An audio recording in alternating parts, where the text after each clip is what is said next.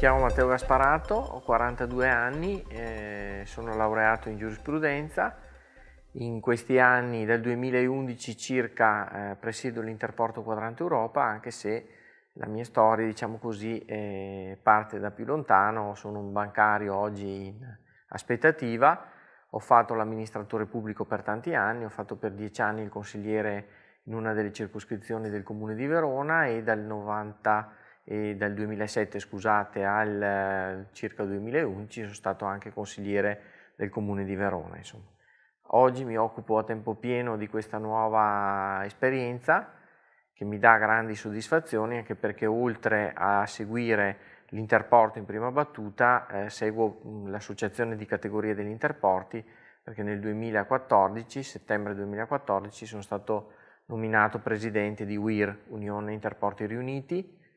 che a livello nazionale porta avanti tutta la strategia di sviluppo degli interporti in Italia. Il Consorzio ZAI nasce nel 1948, quindi affonda le sue radici in tempi molto lontani, quando i padri fondatori, diciamo, del Consorzio, che erano gli amministratori dell'epoca, hanno avuto una grande intuizione di creare una sorta di ramificazione degli enti territoriali che avesse proprio il compito di urbanizzare e di insediare attività all'epoca industriali e del terziario in Verona. Quindi tutta la zona industriale, la ZAI storica, è stata creata da quello che è il Consorzio ZAI. Poi c'è stata un'altra grande intuizione, un'altra grande pensata da parte della nostra struttura, che negli anni 70-80 ha pensato di creare quello che è oggi l'Interporto, quindi una cittadella vera e propria delle merci. E quindi ha sviluppato una nuova zona industriale a nord di Verona, vicino all'autostrada, all'uscita dell'autostrada del Brennero, che è la ZAI 2 Bassona, e poi questo che è il Quadrante Europa vero e proprio, che ha avuto le sue fortune inizialmente con l'insediamento di Autogerma prima, oggi conosciuta come Volkswagen Group, e poi oggi con tutto quello che ne compete, insomma, per cui oggi noi ci occupiamo di merci da tutti i punti di vista. Esiste, si è insediata nell'Interporto la dogana, esiste una vera e propria centro spedizionieri, ci sono dei terminali dedicati proprio al trattamento delle merci, che parte sono di proprietà proprio di RFI e parte sono di nostra proprietà. Esiste poi tutta un'area che noi dovremmo andare a sviluppare, questo è il compito per il futuro e abbiamo già iniziato in questi anni con grande impegno, quella della cittadella dell'innovazione, o detta anche Marangona, che per tantissimi anni è stata bloccata in attesa di nuovi insediamenti. Oggi abbiamo una serie di proposte importanti per cercare di partire, di fare in modo che il volano anche della creazione di questa nuova cittadella sia pronta per i prossimi anni, per portare nuova occupazione, nuovi insediamenti su Verona. Quello che noi ci fregiamo di essere all'altezza dei tempi è quello di essere stati dichiarati dalla società degli interporti tedesca, sia nel 2010 per la verità e poi riconfermata anche nel 2015 come il primo interporto d'Europa, per tutta una serie di motivazioni, nel senso che non è stato considerato solo il numero, le tonnellate di merci che attraversano e passano tutti i giorni da questo sito, ma anche l'organizzazione, ma anche la formazione degli studenti che poi trovano lavoro nel settore, l'ambiente, per cui tutta una serie di valori sono stati considerati importanti non solo da un punto di vista economico, quindi è stato considerato l'Interporto come sua complessità, una serie di aspetti che molto spesso non vengono dalla cittadinanza considerati importanti.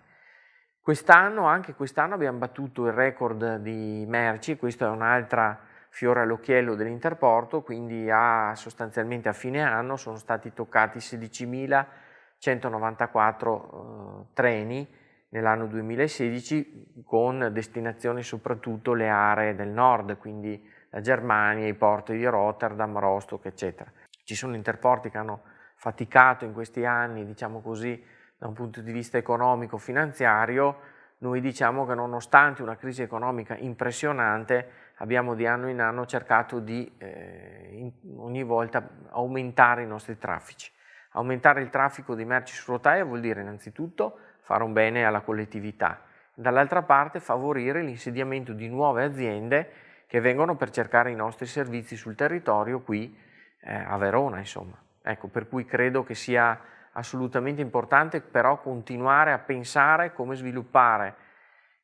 continuamente con nuove idee questa importante realtà veronese, spesso poco magari considerata sul suo territorio ma molto conosciuta oltre confine.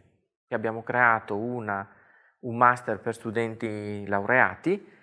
e alcuni di loro possono partecipare gratuitamente, diciamo, a questo corso che comunque costa perché è un master vero e proprio. Dopodiché stiamo istituendo delle vere e proprie borse di studio in fase di elaborazione, perché abbiamo anche la scuola ITS, che è l'Istituto Superiore della Logistica, e quest'anno stiamo cercando di realizzare la borsa dedicata a Giancarlo Brunetto, che è stato per anni, oltre ad essere stato presidente del Consorzio ZAI, è stato l'anima, il creatore, diciamo così, insieme a Giulio Segato, della Quadrante Servizi, che è la società delle manovre ferroviarie e dei servizi dell'Interporto. Ecco, siccome è stato per tantissimi anni una delle figure importanti dell'Interporto, deceduto agli inizi del 2016, abbiamo deciso di, insieme con il Consiglio di amministrazione, di dedicare delle borse di studio. Lo stiamo facendo, probabilmente saremo pronti tra quest'anno e l'anno prossimo. E quindi queste noi cerchiamo di investire soprattutto, sono borse di studio o premi comunque dedicati alla formazione di nuove figure tecniche, di nuovi studenti che entrano in questo ambiente un po' particolare ma anche molto innovativo da un certo punto di vista. Riteniamo che la collaborazione con Global Ven, Talenti Veneti nel Mondo, sia molto importante. Il fatto di poter venire in contatto magari con imprenditori che lavorano nel mondo e che magari sono aderenti a questa associazione e utilizzano questi canali, ritengo che sia assolutamente importante, perché la conoscenza delle imprese oltre confine, dei professionisti oltre confine e la loro conoscenza della nostra realtà possa creare delle sinergie importanti,